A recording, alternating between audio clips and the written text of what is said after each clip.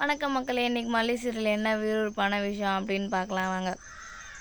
என்ன நடக்குதுன்னு பார்த்தீங்கன்னா, மல்லிக்கு தான் மேரேஜ் ஆக போகுதுல்ல. மல்லிக்கு மேரேஜ் ஆக போகிறதுனால பாபு வந்து ரொம்ப தீவிரமாக வேலை பார்த்துனுக்கிறாரு. எப்படியாவது பொண்ணை வந்து மாப்பிள்ளைக்கு பிடிச்சிடணும் அப்படின்னு சொல்லிட்டு நாளைக்கே மாப்பிள்ளையை வர சொல்லிடுறாங்க. இது தெரியாமல் மல்லியும் நாகும் என்ன பண்ணுறாங்கன்னு பார்த்தீங்கன்னா, எப்படியாவது நம்ம விஜய்கிட்ட போயிடலாம் அப்படின்ற மாதிரி வந்து மல்லி நினச்சிட்டு இருக்கிறா. வெண்பாவை போய் பார்த்துட்டு வரணும்னு சொல்லிட்டு நாகு வந்து எப்படியாவது இவளை வீட்டை விட்டு அனுப்பிச்சிடணும்.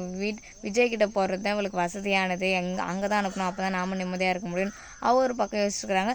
இவர் இந்த பக்கம் இந்த மாதிரி யோசிச்சுட்டு இருக்கும்போது தரகர் வரார். அப்போ தான் உள்ள தரகர் வந்து என்னங்க ஓகேவா பொண்ணெல்லாம் அப்படின்னு கேட்கும்போது ஓகே தான், நாளைக்கு நீங்கள் மாப்பிள்ளையை கூப்பிட்டு வந்துடுங்க அப்படின்னு சம்மந்தி அம்மாவை கால் பண்ணிங்களா. அவங்க கால் பண்ணால் நாளைக்கு வரேன்னு சொல்லிட்டாங்க. அவங்களும் இங்கேயும் ஓகே தானே, நாளைக்கு எல்லாத்தையும் ரெடி பண்ணி வச்சுக்கோங்க அப்படின்ற மாதிரி வந்து பாபுக்கிட்ட சொல்லிட்டு போயிடுறாங்க.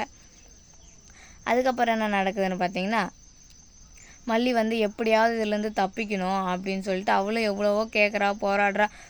அப்படின்ற மாதிரி அவர் ஒத்துக்கவே இல்லை. மல்லி கடைசியாக சொல்லிடுறா, நீ எப்படியும் நீங்கள் சொல்கிற மாப்பிள்ளையாக நான் கல்யாணம் பண்ணிக்குவேன், வேறு யாரையும் நான் கல்யாணம் பண்ணிக்க மாட்டேன் அப்படின்ற மாதிரி சொல்லிடுறா மல்லி. இதை வந்து பாபு நம்புற ஐடியாவிலே இல்லை நீ இப்போயே கல்யாணம் பண்ணிக்க, இப்போயே உன்னை கல்யாணம் பண்ணி அமிச்சா மட்டும்தான் நான் வந்து நிம்மதியாக இருக்க முடியும், ஒழுங்காக மரியாதையாக வாழ முடியும், ஏற்கனவே மரியாதையாக வாழ்ந்ததெல்லாம் போதுன்ற மாதிரி ஆயிடுச்சு எனக்கு உன்னால் அப்படின்ற மாதிரி பாபு சொல்கிறாரு. சரின்னு சொல்லிட்டு நீ மட்டும் இந்த கல்யாணத்துக்கு ஒத்துக்கலை, நான் தூக்கில் தான் தொங்குவேன், என் பணத்துக்கு நான் நீ பதில் சொல்லணும் அப்படின்ற மாதிரி வந்து பாபு சொல்லிடுறாரு. அதுக்கப்புறம் என்ன நடக்குதுன்னு பார்த்தீங்கன்னா, இங்கே வந்து மல்லி வந்து நைட்டு எப்படியாவது யாருக்கும் தெரியாமல் போய் வெண்பாவை பார்த்துடலாம், விஜயை பார்த்துட்டு போய் உண்மையை சொல்லிடலாம் அப்படின்னு சொல்லிட்டு கிளம்பி போகிறாங்க. கிளம்பி போனோடனே அங்கே வந்து நமக்கு தான் பெரிசாக எதிரி இருக்காங்களே, அவங்க 2 பேரை தாண்டி போகிறதே பெரிய மலையை தாண்டி போகிற மாதிரி ஆகிடுது.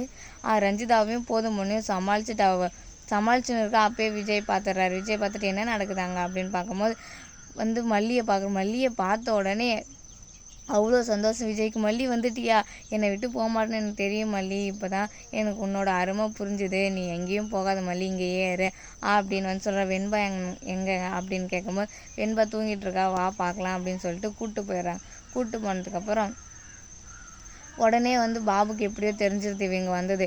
எழுந்து பார்த்தா மல்லியை காணும். பாபு தெரிஞ்சு கடகடன்னு பாபு வந்து மல்லியை இழுத்துட்டு போய் வீட்டில் உட்கார வச்சிட்றாரு. பின்னாடியே விஜயும் போயிட்டு ப்ளீஸ் எப்படியாவது அமுச்சிடுங்க அப்படின்னு கேட்கு. மல்லி இல்லாமலாம் என்னால் இருக்கவே முடியாது, நான் ஊரறிய மல்லியை கல்யாணம் பண்ணிக்கிறேன் அப்படி இப்படின்னு என்ன சொன்னாலும் பாபு கேட்குற ஐடியல் அக்ரிமெண்ட்டில் தான் இவ்வளோ நேரம் இருந்தால் அதனால தான் இவ்வளோ நாள் நீங்கள் வச்சுருந்தீங்க, இனிமேலாம் அப்படிலாம் வச்சுருக்க முடியாது, நான் அனுப்பவும் மாட்டேன் அப்படின்னு வந்து சொல்லிடுறாரு.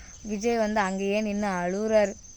எனக்கு மல்லி வேணும், தயவு செஞ்சு மல்லியை அனுப்புங்க. கொஞ்சம் கூட பாபுக்கு இறக்க மனசே இல்லை. இவ்வளோ பெரிய கம்பெனி பிஸ்னஸ் மேன் வந்து அழுகுறாரே அப்படின்னு கொஞ்சம் கூட மனசே அனுப்ப மாட்டேன்னு ஒரே அடியாக சொல்லிடுறாரு. இதுக்கப்புறம் என்ன நடக்குதுன்னு பார்த்தீங்கன்னா, அனுப்புங்கன்னு கெஞ்சிகிட்டே இருக்கவும் அவர் வந்து அமைதியாகவே இருக்கார். இந்த வீடியோ பிடிச்சிருந்தா லைக் பண்ணுங்கள், ஷேர் பண்ணுங்கள், கமெண்ட் பண்ணுங்கள். இது போல் உடனுக்குள்ள வீடியோ அப்டேட் ஆகும் நம்ம சேனலை சப்ஸ்கிரைப் பண்ணிக்கோங்க. நன்றி.